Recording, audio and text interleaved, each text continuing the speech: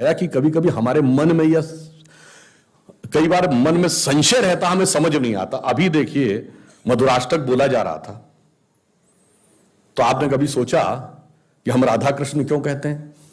ये सारी चीजें एक ही चीज की प्रतीक बता रही हैं, जो मैंने आपको बताया, शून्य की खोज की। भगवान कृष्ण किसके प्रतीक हैं? कृष्ण का अर्थ क्या होता है? काला। जब आप ध्यान लगाते हैं आपकी आंखों के सामने क्या होता है? काला। तो जब आप गहराई से उसमें उतरते हैं तब आप चेतना की किस अवस्था में पहुंचते हैं? आपकी जो प्रवृत्ति है वो डाउनवर्ड है। आप कभी ध्यान लगाइए तो आपकी प्रवृत्ति हमेशा किसी नेगेटिव चीज की ओर भागेगी या वर्ल्डली चीज की ओर भागेगी। जब आपके मन की धारा जो अधोगामी है, जब आप उसे नियंत्रण करके ऊर्ध्वगामी कर लेंगे, रिवर्स कर लेंगे, तो धारा का रिवर्स क्या है? बस यही राधा कृष्ण का संयोग है। और इसीलिए कई बार आपसे लोग व्यर्थ के प्रश्न पूछते होंगे कि ये 10,000 गोपियां क्यों थी भगवान कृष्ण के? उनसे कहिए 10,000 नहीं थी, 16,108 थी, क्योंकि 16,108 वेद में ऋचाओं की संख्या है। और यह दर्शाता है कि किसी एक ऋचा को माध्यम बनाकर आप गहराई से अंतर चेतना में उतरेंगे तो उसी ब्रह्म आनंद की अनुभूति करेंगे जो दूसरी ऋचा के साथ दूसरे व्यक्ति को उसी ब्रह्मानंद की अनुभूति होगी। और ये बात मैं ऐसे ही नहीं कह रहा हूं, अभी सूरदास का पद मूले जी के उस प्रस्तुतिकरण में कहा गया। सूरदास ने लिखा है, वेद ऋचा भई गोपिका हरिसो कियो विहार। इसलिए वो सारी चीजें जो हमारी, मैंने सिर्फ इसे बताने का प्रयास किया कि हमारी संस्कृति की गहनता, व्यापकता और विराटता हमें समझ में आनी चाहिए, तब हमारे मन में यह कॉन्फिडेंस होगा। अब हम दूसरे विषय पे आते हैं। यह सब तो ठीक है, हमारी संस्कृति में समानता कितनी थी?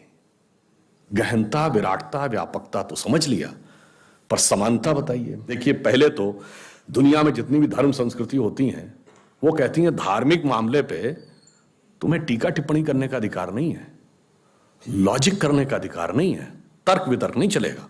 जो कह दिया गया उसे मान लो, सर्मन एंड प्रीसेप्ट, कह दिया गया मान लो, अन्यथा नरक में जाओगे। कोई दूसरा कहता है नहीं मानोगे तो सर काट दिया जाएगा। मगर हमारे यहां वेदों के ऊपर खुले मन से शास्त्रार्थ की व्यवस्था थी। एक ही पक्ष का अद्वैत की व्याख्या शंकराचार्य अलग ढंग से करते हैं, रामानुजाचार्य द्वैत की व्याख्या करते हैं, तो निम्बार्काचार्य विशिष्टाद्वैत की व्याख्या करते हैं, और खुले मन से डिस्कशन करो। उसके बाद जो निष्कर्ष हो वो मान लीजिए। धर्म ग्रंथ पे डिस्कशन को रिकॉग्निशन सिर्फ हमने दिया, इस मामले में हम दुनिया में सबसे अलग हैं।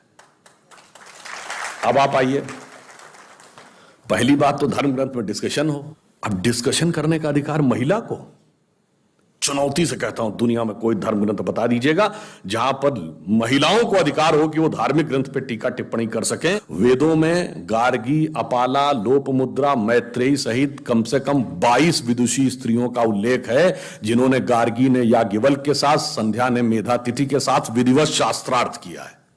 समानता का इससे बड़ा उदाहरण नहीं हो सकता।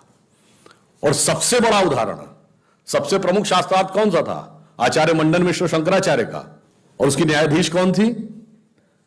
मंडन मिश्र की पत्नी उभय भारती। तो भाई फिर मैं कहता हूं दुनिया में कोई ऐसी धर्म संस्कृति बताइए जिसने धार्मिक मामले में पहले तो डिस्कशन की अनुमति दी हो, फिर वह डिस्कशन की अनुमति महिलाओं को भी दी हो, और फिर यदि दो पुरुषों में डिस्कशन हो रहा हो तो उसका चीफ जस्टिस बनने का अधिकार महिला को दिया हो।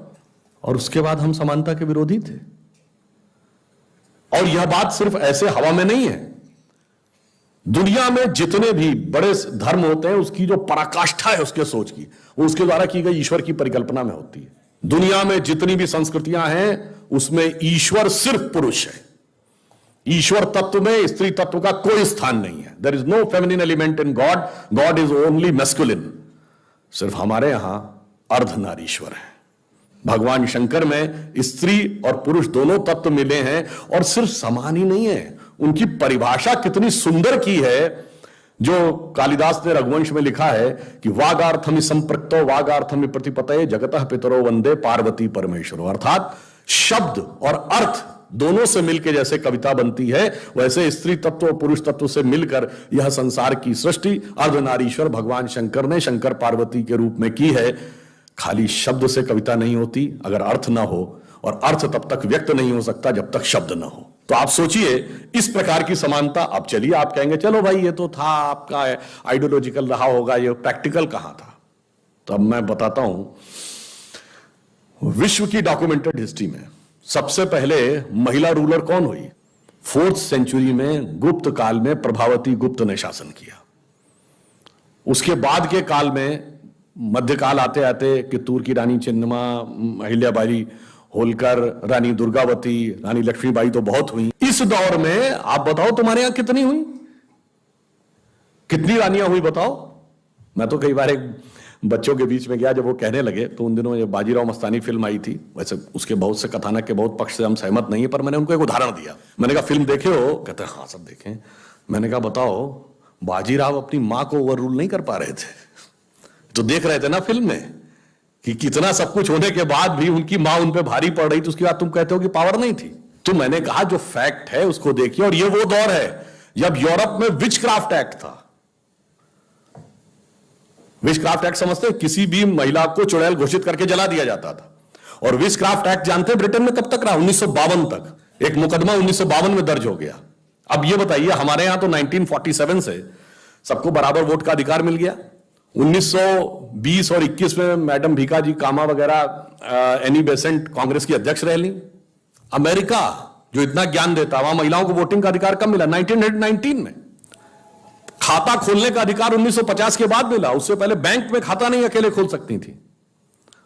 और यूरोप में तो कुछ देश ऐसे थे, स्विट्जरलैंड के कुछ कैंटन्स में महिलाओं को वोट देने का अधिकार 1990 में मिला है।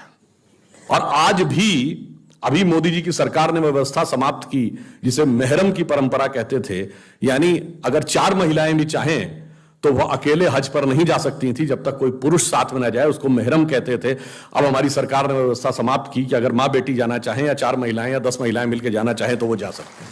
अब आप बताइए, मैंने अनादिकाल से लेके आज तक का उदाहरण बता दिया बराबरी का, और उसके बाद हमें समझाया जाता था कि हम साहब बराबरी की बात नहीं करते थे।